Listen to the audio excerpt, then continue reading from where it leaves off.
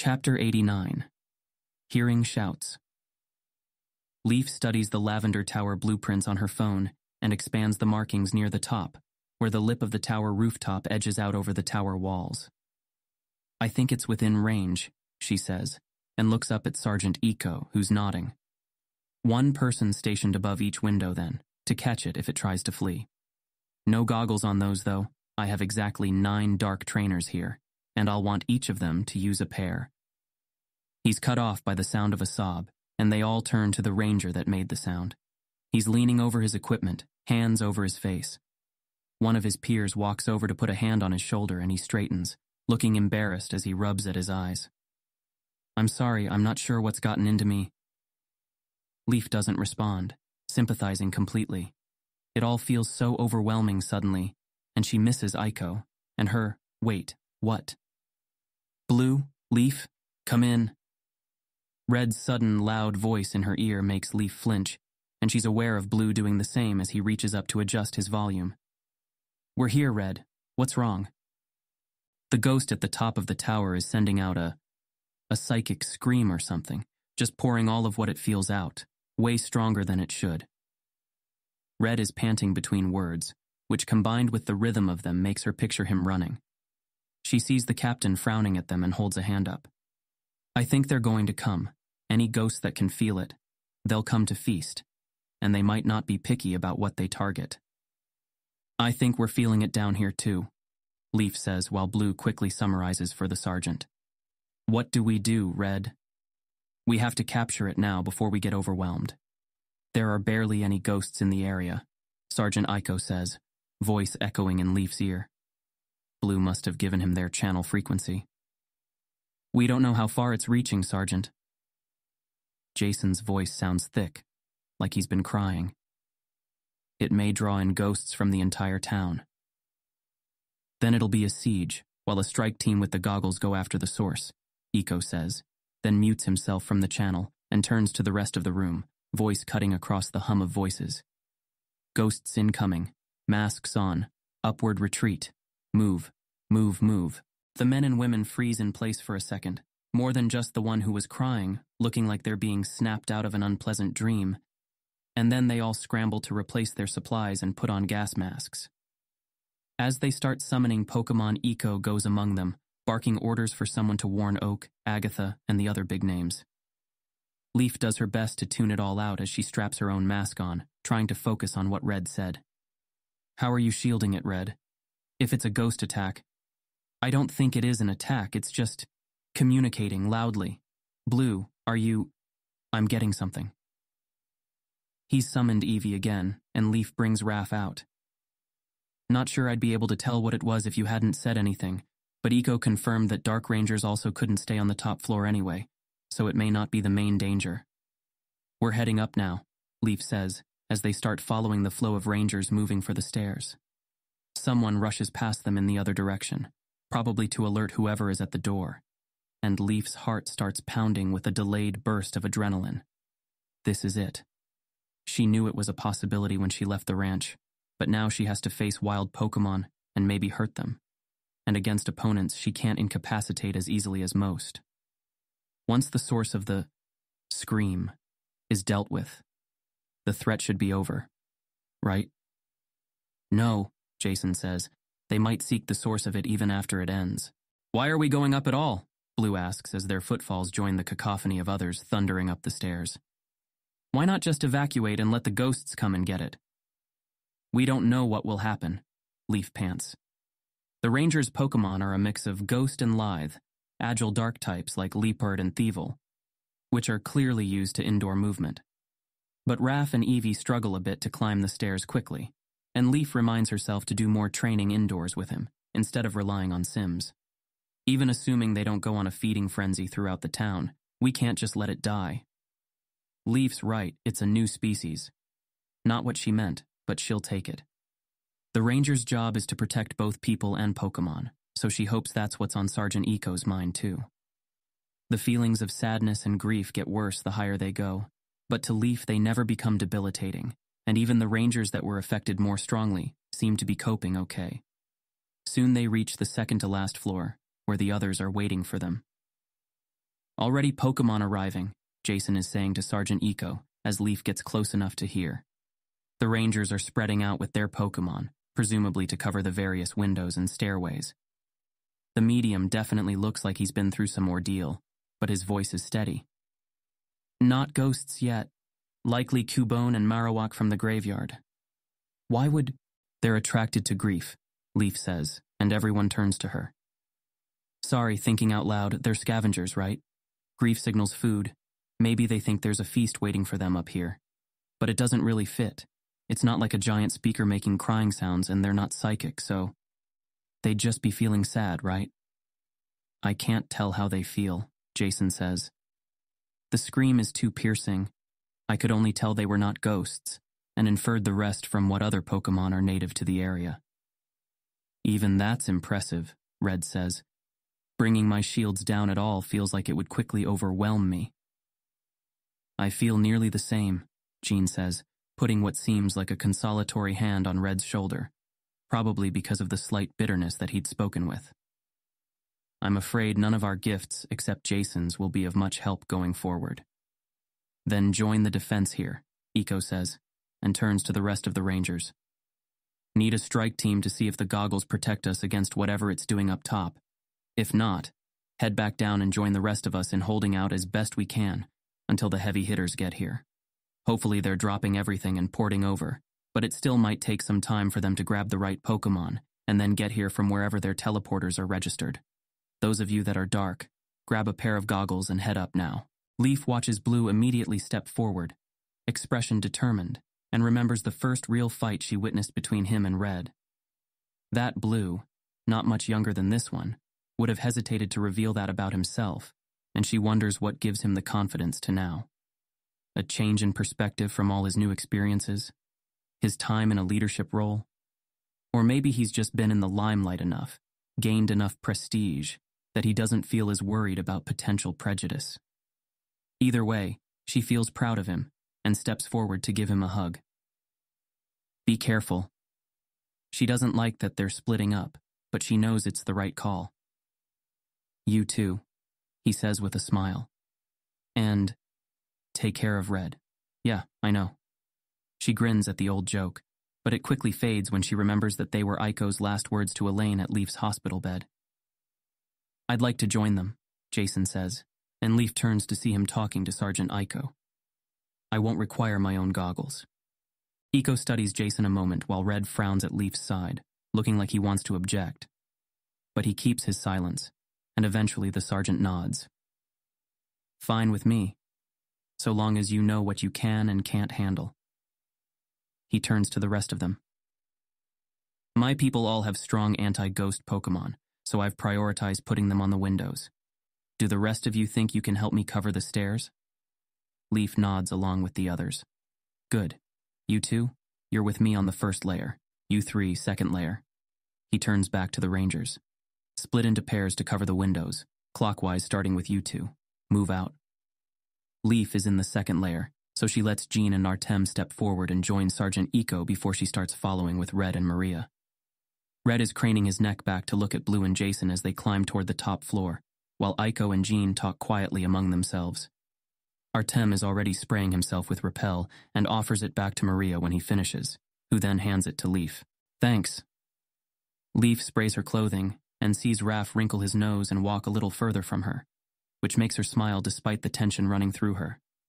Balls train Pokemon to be desensitized to the smell, but her Ivysaur has always been a creature of comfort and hedonism wherever possible. It makes her feel guilty, suddenly, for bringing him here after the life of leisure he's had for the past few months, and she has to remind herself to get her head in the game. They're here to help others, and he's one of her strongest Pokemon. She could keep him safe and comfortable, but then he wouldn't be able to change anything in the world, and while he didn't exactly volunteer for danger, neither did any of the people or wild Pokemon they're trying to save. And if another threat like the Hoenn myths is really appearing here, a peaceful life on the ranch may not be possible anyway. Once they reach the stairway, Eco and Jean go down to start setting traps, while Artem uses another bottle of Repel on the stairway. She hopes whatever is driving them to come here isn't strong enough to get them to push past the chemicals, but somehow she knows it will be. She wishes she spent more time studying Cubone psychology, wishes she could find a way to stop them. Joy won't help here.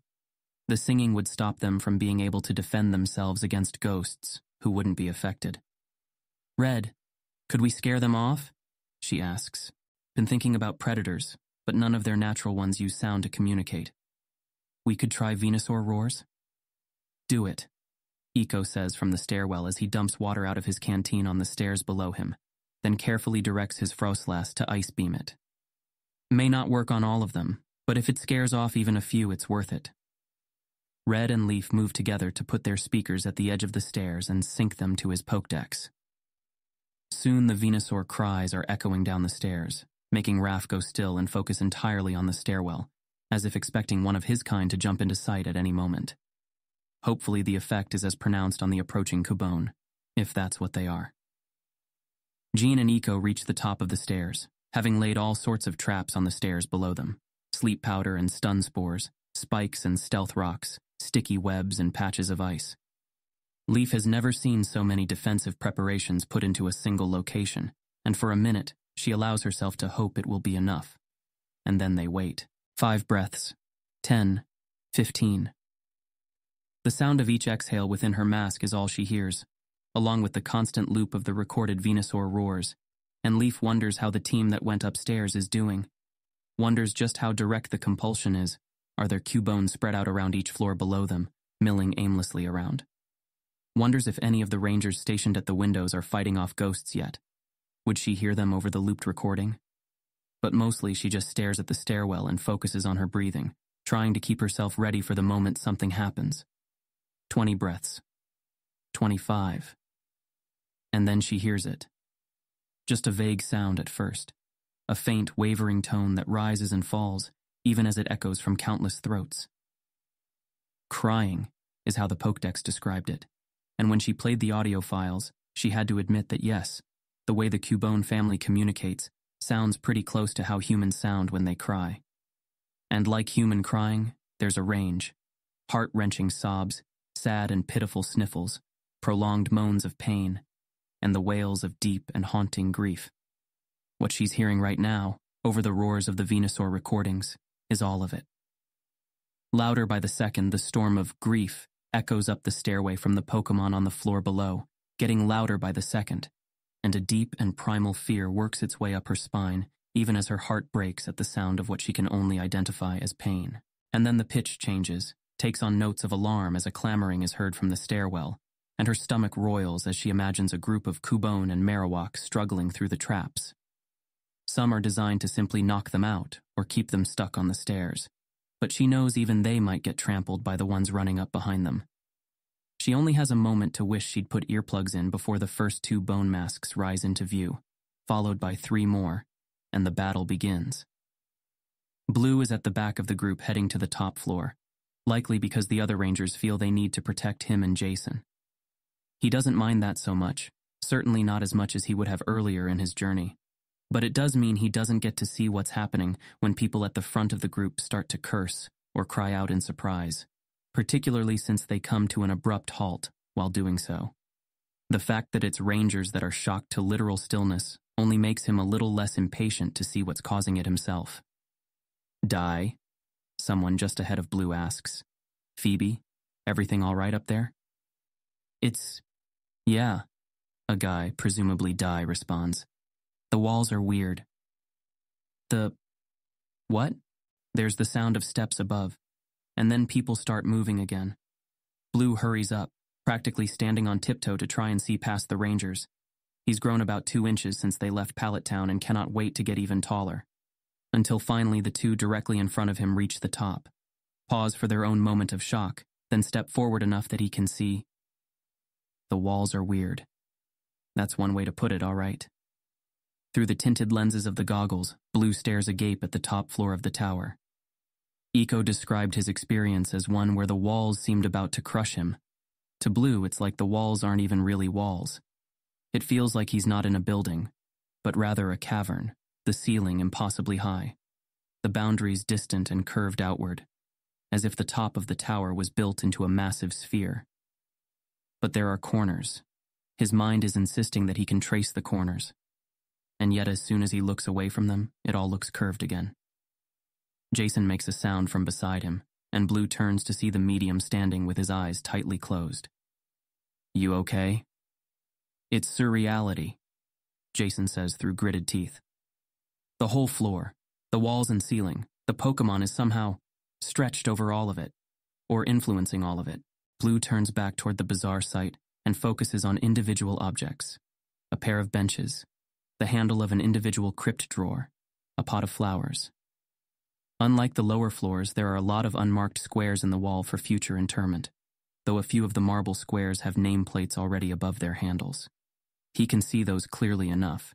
In fact, whatever he focuses on seems fine, but everything in his periphery gets distorted. "Do you need to go back down?" he asks, even as a small, mad part of him wants to take the goggles off and see what the room looks like without them. "Not yet. I have an idea." He pulls a ball from his belt and braces his arm. "Go, Lampent." A tint of blue is added to everything as the ghostly lamp appears, and after a moment, Jason nods. "I can navigate with its senses." "I thought you had to be shielded." "Red and Jean do. I'm all right as long as I don't try to merge with the ghost causing all this." He starts moving forward again, and Blue does too, only to jump as they hear roaring from behind them, distant but echoing up the stairwell. The Rangers react as well, swiveling to face the new potential threat, all except for the Rangers furthest from the stairs, who quickly turn again to keep their eyes on what's now everyone's backs. And after a moment, Blue realizes what he's hearing. "Is that a Venusaur?" Gale asks. Blue was surprised she turned out to be dark, considering she has such a strong ghost Pokemon, but he supposes even with the handicap it makes sense to focus on them if you're stationed here. "It's a recording," he replies, grinning. "They're trying to scare the Cubone off." The sound repeats, then again, and people slowly relax and begin looking around at the various hallways branching out from their main one again. "All right, folks," Dai says. "Search in pairs, call out if you find anything. Jabari, watch the stairs in case it tries to run down. We've got no one on Windows, but we don't know for sure if it can fly or not. If it can, we'll redeploy, assuming we don't catch it right away. Questions? Let's move." They start to spread out, and Blue follows Jason, who follows his Pokemon, which bobs ahead just above the ground like a child-sized lamp on invisible legs. It's weird looking at a ghost directly without feeling surreality from it, almost like he stepped into a movie. It's not affected by all this? Not like we are. Think of it as a fish in a river. The current pulls or pushes, but it can still swim. Natural environment advantage. Got it. Blue looks at Eevee, who seems confused. She keeps taking a few tentative steps forward, then hopping to the side, then focusing on him and getting close, nose sniffing the air. At least she's not walking into walls or anything. He focuses his attention on one floor tile at a time as they move forward, trying to ignore the way the rest of the ground seems to stretch out around him. That mean ghosts always see things like this? With space being so big? Is that what you see? No. My Lampent is experiencing something more like what Sergeant Eco described, with the walls feeling too close. His voice sounds distant, clearly deep in concentration, but his feet move confidently, if slowly, forward. Like space itself is unfolding around it as it moves forward, and when it looks back, it's closed behind it again. Blue watches as the Lampent turns in a slow circle, while still moving steadily forward, its blue light stretching shadows around them. Blue has to force his attention on their surroundings again, but that's no less distracting. Focus up. You've dealt with pressure twice, you can handle this. But in its own way, this is worse. At least with pressure, he could trust his senses, and yet he still winces when he thinks of how close he was to that Onix when he missed it. No matter how calm he feels now, and it's not really that calm, all things considered, if a Pokemon jumps out at them from around a corner right now, he would probably misjudge the distance for the throw. Jason can call it surreality if he wants. But if it is, it's on a whole different level than anything he's heard of before. What Blue thinks of suddenly is the difference in pressure intensity between the Absol they cornered underground and Zapdos. Sweat slides down his neck, and he can hear his breathing echo louder in his mask. It should be more exciting, especially after months of wishing something important would happen to him, that he would stay conscious through. Or rather, that he could take part in something important, instead of missing the most important night in living memory and not being there for his friends. Now that the scale of what counts as important has so drastically changed from the sorts of things that used to matter. But if he thinks like that, he's going to do something stupid, like try to take charge in something he has no expertise in. It's hard to shake the feeling that he's not doing enough, and for a moment he wonders if there is pressure at work here. But no. He remembers feeling this way in Viridian Forest too, and at Mount Moon. Pressure only amplifies what's naturally there. He takes a deep breath, then lets it out. He can overcome this urge. He has to. Is there anything I should do? He asks Jason as he looks down a hall to their right, gaze carefully staying on specific objects. What? Anything different, I mean, to prepare or while searching? The medium is quiet for a moment. Surprised he's asking. Or maybe just thinking it over while trying to concentrate on his merger with his Pokemon. We don't know anything about it really, but I'm fairly sure it's a non-living ghost. It may be possessing some object that seems commonplace here, and because you're wearing those goggles. I might not notice, Blue finishes, feeling a chill as he quickly scans around him again, looking for eyes on a wall-mounted lamp or a face on the pattern of a flower vase. But everything looks normal. Well, so does Jason's Lampent. If he didn't know it's a Pokemon and it wasn't moving, would he recognize it as one? Or would his eyes just pass over it? Your ghost vision would notice it though, right? Jason smiles, but it's probably more from nerves than humor. Yes, unless it has the ability to hide itself from others of its own kind. Great. What about your powers? I know you can't merge with it, but I know it's around. Past that, things like proximity and direction have been impossible to judge since we reached this floor, and previously it was just up, which raises a disturbing possibility. Blue swallows the sarcastic remarks that rise up, trying not to let his own nerves get the better of him. Which is, what if this entire floor is it? Blue stops, then turns to stare at Jason. What the hell does that mean? I've never seen surreality affect something beyond the Pokemon itself, either the body for living Pokemon or the possessed body of non-living ones. We know objects can become possessed and turn to Pokemon, and it's not as though there aren't some Pokemon large enough for multiple people to fit in. What if tales of haunted houses contain some truth? What if the very stones of this tower, specifically those that make up the floor, walls, and ceiling of this level, have become possessed? Blue is still staring at him, trying to ignore his growing sense of horror. Inside a Pokemon. We might be inside a... He has a very stupid idea, briefly, of trying to point an Ultra Ball at the floor, but there's no way that would work.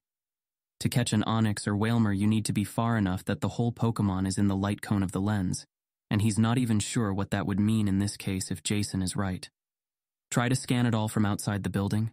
What would happen to the tower if the whole top floor gets sucked away? Could even a heavy ball hold all this stone in it?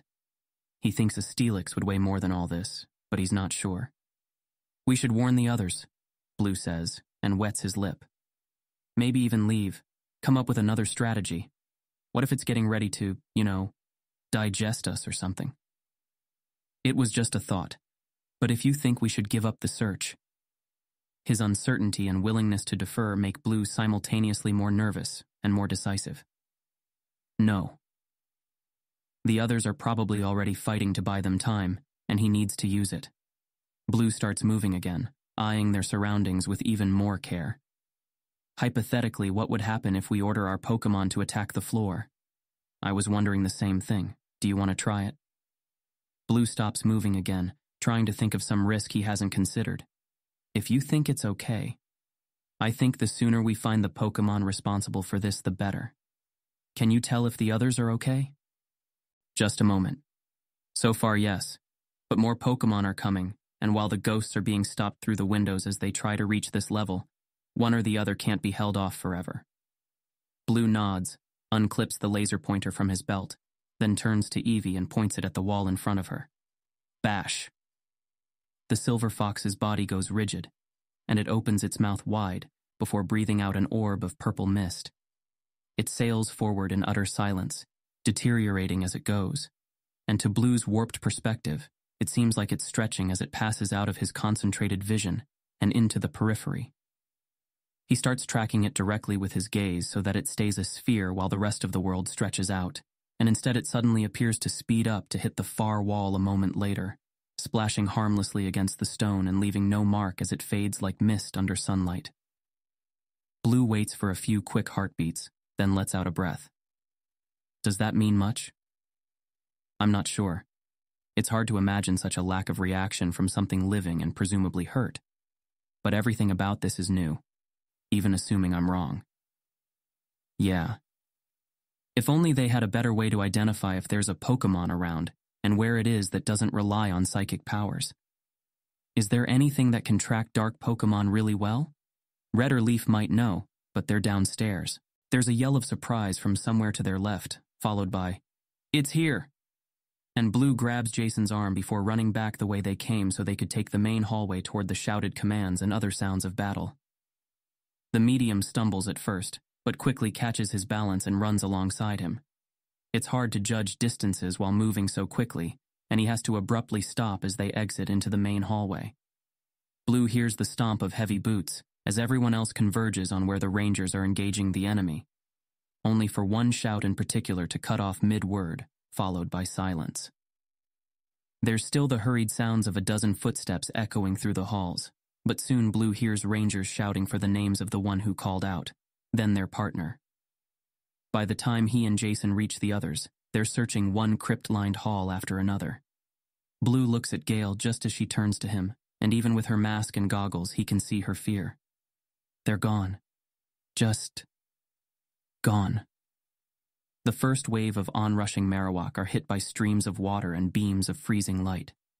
The moment they go down, another handful take their place, which get cut down by sharp leaves and psychic attacks, but they're followed by another handful, and then another. They're all Marowak so far, and even as Leaf orders Raph to send out another attack, some part of her wonders if only Marowak got called, before remembering what happened when Zapdos flew over Vermilion. The pressure sent the fastest Pokémon into the city first. There are likely still Cubone coming, and many more of them than there are of their evolution. A Razor Leaf bounces off a Marowak's helmet, but still causes it to flinch, and it's knocked down from behind a moment later, only to tumble out of sight. Raph's next attack slices into its target's arm and makes it drop the bone club it was carrying. A moment later, a jet of water sends it tumbling back into the Marowak behind it, who clubs it out of the way only to be hit by an ice beam. The speakers and repel don't seem to be deterring them much, and soon the top of the stairway is covered in a mix of water and blood and leaves and dropped bones. Leaf wishes Raph had an attack that was less deadly that could reach the stairs, wishes she could swap with someone in front to start using stun spores instead. But she knows this is the most effective defensive line, and even it isn't enough. Before long, a Marowak gets through and swings at Eco's Froslass. She weaves to the side and blasts it with an ice beam, but it still manages to club her alongside the head, sending a crack through the din of battle. Eco quickly swaps her out while someone else captures the Marowak in a great ball, which rolls along the floor away from them as the battle continues. The Marowak that got through was the first sign that the water Pokémon are running low, and once they're replaced, the battle becomes far less one-sided.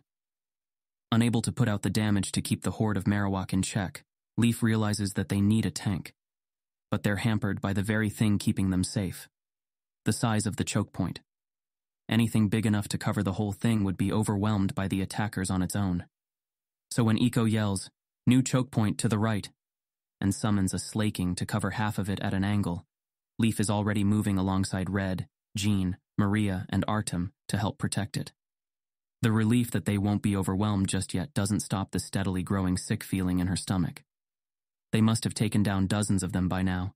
The bodies on the stairs are starting to pile up, and still more are coming. And then abruptly, the Cubone are there, climbing over the bodies of the fallen Marowak that came before them. Some attack the Slaking fervently while others try to climb over it, their cries competing with the pained bellow of Eco's Pokémon as it rears back for a powerful swipe of its arm. Leaf shifts her position again and yells out a command for sleep powder. knocking out two Cubone who climbed over the slaking before they could go any further. She quickly catches both, then takes out two more Pokeballs as another skull helmet appears above the slaking. The speakers have been sufficiently smashed to stop the endless loop of Venusaur roars, and now the cries of the Cubone are that much louder. They're even higher pitched and more like human babies than the Marowak, and they're so small. Her heart feels like it's being torn in two, and her eyes burn as she continues to throw out commands and Pokeballs, trying to save as many as she can. "Need a new tank," Eco calls out. "I've got one," Red yells. "Ready, set, swap." The bruised and bloody slaking is withdrawn, and in its place appears the Kingler Red caught in vermilion. Frothy streams of water shoot out of its mouth, knocking a few Cubone down the stairs and causing a few more to slip and slide back as they try to climb the bodies of the fallen, and that heavy red claw catches another as it tries to run by it on the right, blood dripping as it closes shut, and Leaf has to look away, eyes burning. It should have gotten easier, seeing this, experiencing it. After everything she's been through, it should hurt less, but part of her is glad it doesn't. Unfortunately, Kingler can't carry a lot of water, and soon the sound of bones hitting shell fills the room. Leaf quickly summons Wise and commands the Noctowl to keep up a steady whirlwind aimed at the stairwell from over the tank's wide, squat body, then uses the brief respite to feed Raph some ether and checks to see how the others are doing. Eco's Houndoom leaps from Cubone to Cubone, biting and kicking, while Maria's Tangela wraps multiple of them in vines that glow, absorbing the life from the Cubone, even as they try to hack their way free. Jean's Exeggcute use bullet seeds to assist from afar, while Artem's Claydol floats above them all, psychic attacks dropping any that try to get past. They're still holding, and still have 4 or 5 Pokemon each. Surely they can last longer than however many Pokemon are coming. But through it all, Cubone are dying. Some more balls are thrown, including her own at Ivysaur's targets, saving a few. But the floor is already littered with the dead, and Leaf's horror rises as she notices the size of some of the unmoving bodies. A Cubone's health can be partially determined by the appearance of the exoskeletal mask they grow around their heads. The more bones they've ingested, the more complete it is, until it's smooth and unblemished, signaling that the Cubone is nearly ready to evolve into a Marowak. Some of the Cubone in front of her barely have any mask, just a few thin plates of bone on their angular faces. Whatever's driving them to do this, it's bringing them all, down to the newborns. And that's when she realizes that defeating them all isn't good enough. This has to stop. Some way. Somehow. She has to stop it. It's easy to find the general site of the battle. There's an Ultra Ball lying against the wall of one of the side corridors. But after Blue checks to ensure that it's empty, he studies the ground around it, then looks around and sees that there are 3 different directions it could have rolled here from, and no sign of violence anywhere. He even grabs a handle from one of the nearby crypts and pulls, a morbid part of him expecting to find one of the rangers crammed into it, but instead there's just a series of elegant urns. He quickly closes it and walks back to Jason, careful to step around his Lampent as it bobs by. "Hope your Pokemon sees something I didn't, because if not, we've got nothing to go on." Blue feels wired, his pulse in his throat and his foot bouncing on the tile as he keeps looking around, half expecting something to pop out at them while his back is turned. The Rangers are still searching nearby, while Gale tries calling the missing Rangers' phones, then locating their positions, without any apparent luck. He's getting used to navigating the weird dimensions of this place by being deliberate with his gaze. But Jason is still clearly having trouble moving from one place to another while relying on his Pokemon's senses, and so stays leaning against the corridor's wall as he tilts his head toward Blue, eyes still closed. No, but they saw something before whatever happened, and I heard attack commands. I did too, but without blood or ectoplasm or even a scuff mark, we may not know if we're even looking in the right place. Our sense of sight is being tricked, maybe sound is.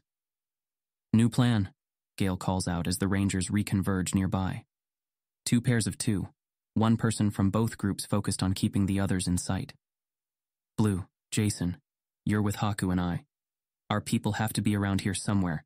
Let's find them or the Pokemon responsible before things get worse." Blue isn't sure if Gale is being optimistic or just pretending to be, but he finds himself reassured by her certainty regardless.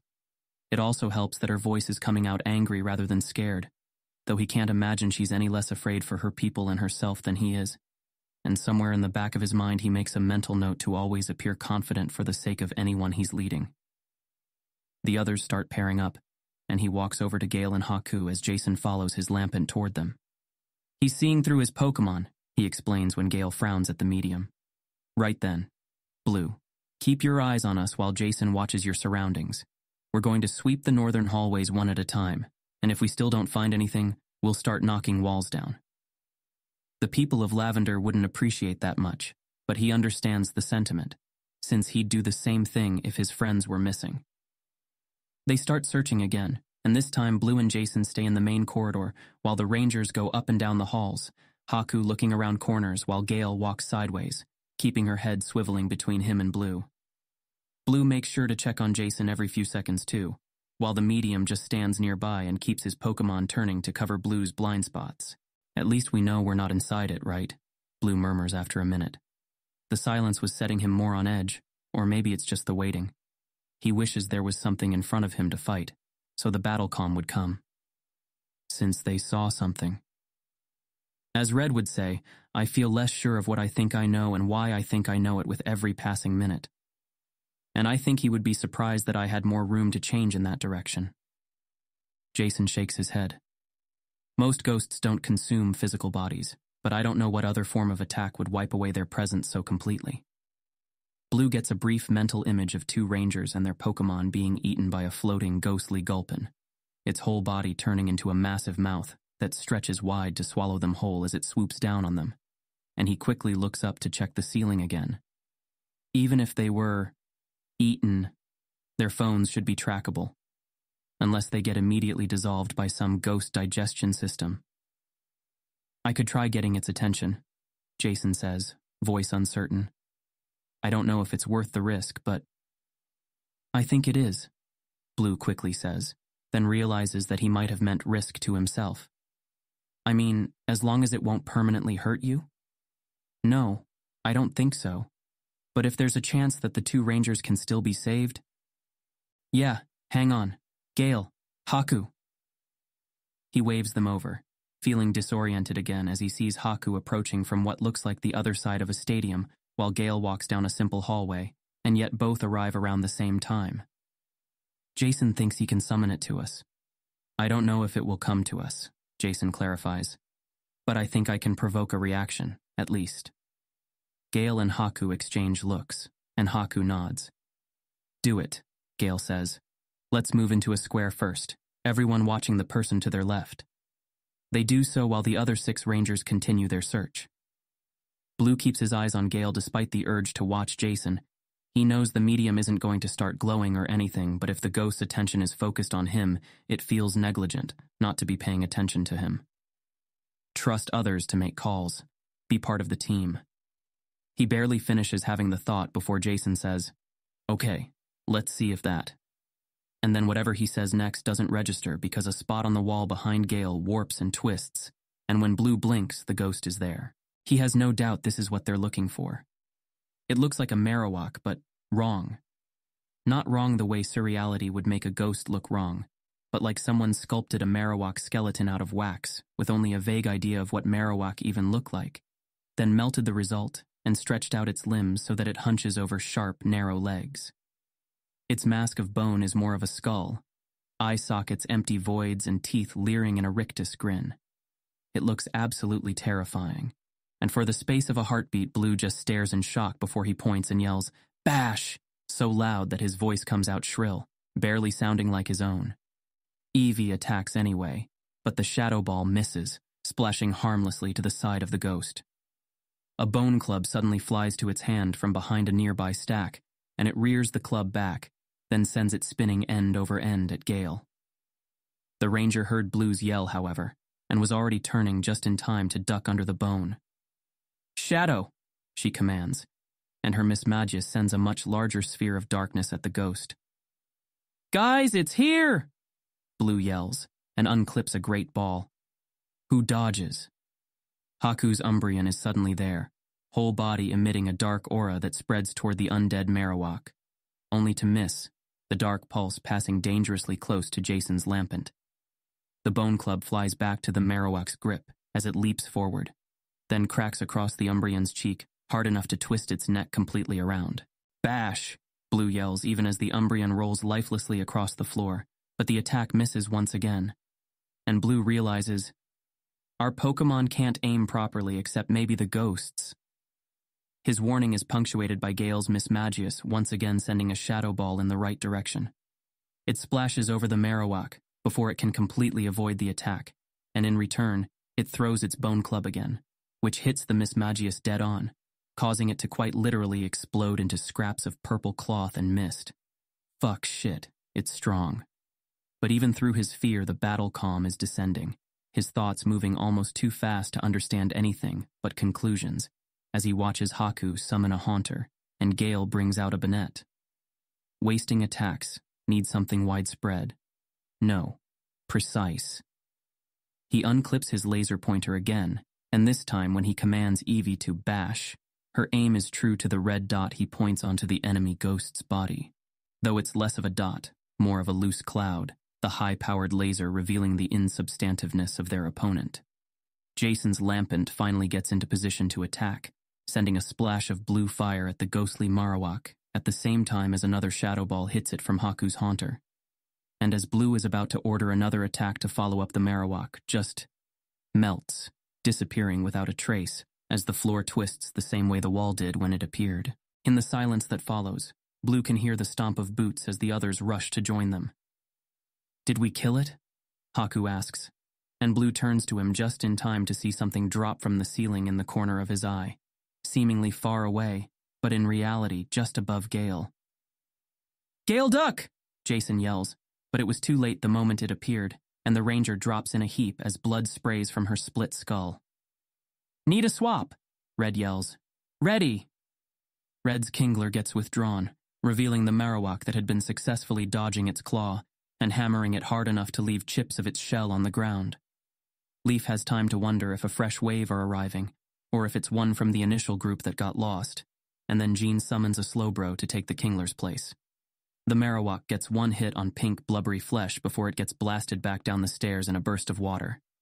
Unfortunately, the new tank is too slow to do more than soak damage. Its attacks help keep the pressure off, but it doesn't have the reflexes to stop the numerous and nimble Cubone trying to run past it.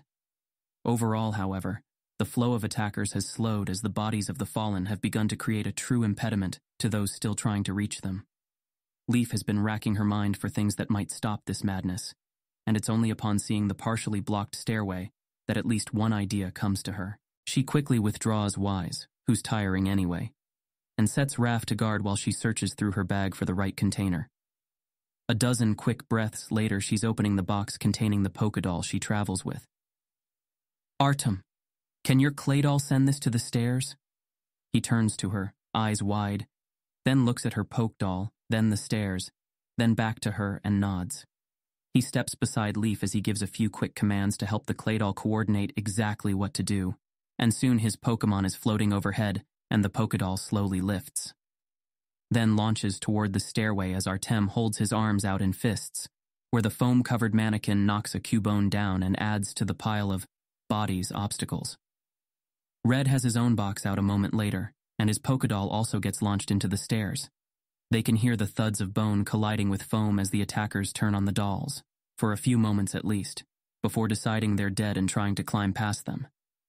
But then Charmeleon is there, tail-whipping globs of smoking pitch into the stairwell.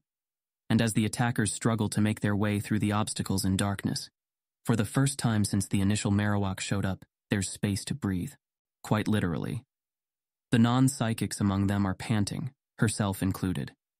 She can hear the sounds of battle from elsewhere as the rangers at the windows try to keep any ghosts from reaching the floor above. And she realizes she doesn't actually know how close they are to being overwhelmed. Maybe they already have been. She checks her watch and realizes it's barely been 5 minutes since they arrived at this floor. Red, we need to stop this, Leaf pants. The way I did with the Abra. She takes a deep breath. I know you said you have to keep your shield up, but can you project for me? He turns wide eyes on her and starts to speak. then closes his mouth, looking uncertain. Maybe. I might be able to do both. But it wouldn't be strong compared to what the ghost is doing. What if you target the ghost? Would it work as a channel? Get it to stop? It's too dangerous, Jean says from nearby. Without your shield. You can shield me, Red says, face filling with a determination that makes her heart soar. If you can bear it yourself. Jean looks torn, and to Leaf's surprise, Maria steps forward. Please. They're just children. The psychic looks from her to the Kubone bodies, then away, gaze down. We've lost 2 rangers, Eiko suddenly says, making everyone turn to him. He's watching the battle carefully, even as he nurses his Froslas back to health. Maybe more. The others aren't responding, probably still fighting it. If there's a chance we can stop it even for a moment, that might be enough. Jean looks back and forth between them, then takes a breath and turns to Red. All right. We'll keep you safe, Maria says, voice as confident as Leaf has ever heard her, and Artem nods. Red sits down, and Leaf joins him, followed by Jean. Just like last time, Red says, giving her a strained smile. Last time, on the cruise. She smiles back and closes her eyes, pushing all the grief aside, the pain and uncertainty, the fear. It doesn't want to go at first. She feels it coming back again and again as she tries to focus on the pure, unadulterated love and goodwill she's practiced a few times since, but always in calmer, more positive surroundings. Live, she thinks, deciding to lean into the fear rather than try to ignore it. The ghost is sending out grief.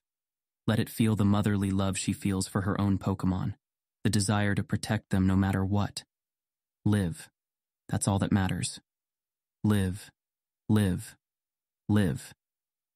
Gale, Haku yells, and rushes toward her with a potion in hand. Blue tried to lock another attack onto the ghost after it struck, but it didn't stop when it hit the ground, simply sinking into it again and leaving its bone club behind to clatter across the ground. He almost steps forward to help with Gale, but instead instinctively flings himself at Jason, catching the older boy around the middle so that they both roll along the ground. He has no idea if he was right. By the time they stop rolling, the ghost might have struck at either of them and disappeared again. But as he helps Jason up, he yells, "It can move in the walls and floor and ceiling. Keep mobile." When the Marowak appears again, its target is the Haunter, and again a single strike of its bone club is all it needs to disperse the ghost's spiky silhouette into a cloud of poisonous gas. Ping. One of the new arrivals throws the ball they'd locked while the Haunter was killed, but the ghost is too fast. The next shadow ball gets closer to hitting it, but again it's gone in a blink. And by sheer luck, it appears right in front of Blue, who cries out a warning even as his ball pings a lock and throws with a surge of triumph that dies as the ball goes through it. What? An attack makes the ghost disappear, and in the coldness of his calm he discards the confusion and starts looking again, taking another ball out as he waits for it to return. Blue! Again, Blue throws himself to the side, shoulder and upper back, crashing into a wall as he turns to see the ghost behind where he was, bone club in hand. It raises its club to throw at him, then disappears again as blue fire from Jason's lampant splashes over where it was standing, sending a wave of heat over Blue as he scrambles to his feet, even as it reappears next to him again, and this time when it swings he leaps to the side, feeling pure terror even amid the battle calm as he lands and swivels and backsteps and aims. It's gone before the lock, dropping out of the wall by one of the rangers that arrived and bringing the man down with a club. But this time it takes a few hits from the others before disappearing again, throwing its bone club at another ranger, who dodges in time. Blue aims the Ultra Ball in one hand and laser pointer in the other, swiveling his torso as he keeps moving. He has to stay mobile, has to find just the right time. Maybe a status effect would be helpful, but he can't think of any he has that would be quick enough to hit it. The other rangers have shifted into a star formation, watching each other's backs as they keep moving as well. And this time when the ghost shows up, they're all ready, dodging its swing and attacking at the same time. And Blue feels a surge of hope. We can get it. We can catch it. The floor under it warps as it starts to disappear, and Blue almost turns away to look for where it will reappear, But instead of sinking into the ground, it seems to stumble. No, not stumble, stutter. Its position moving without its body changing posture, and Jason abruptly yells, "Now, get it now!" Attacks begin to pour onto it from all directions, dark pulses and shadow balls, blue flamethrowers and white ice beams, which may be counterproductive, but who knows with this thing. And through it all, Blue tries to get a lock with his ball. One more try, come on, give me one more chance. But the ping never comes, and when the attack's clear, the ghost is gone.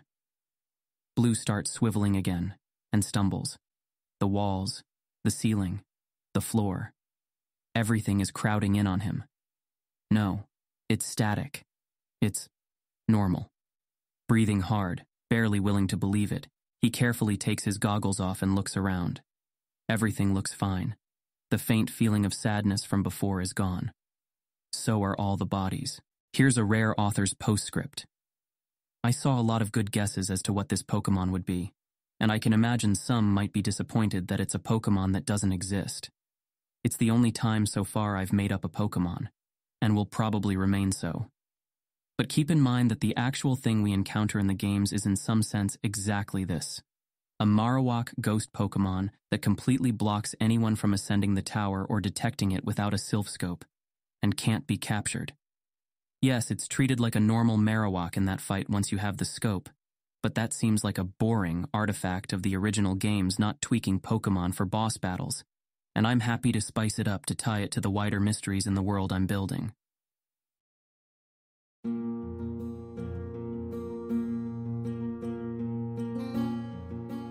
This has been an AI reading of the Pokemon fanfic, Pokemon, The Origin of Species, written by Daystar Eld. If you enjoy this work, please visit patreon.com/daystareld, where you can support the author. Additionally, if you enjoyed this podcast and wish to help support the creation of others like it, you can visit patreon.com/askwhocastsai, where we are releasing episodes 4 weeks in advance of the regular feed. Thanks for listening.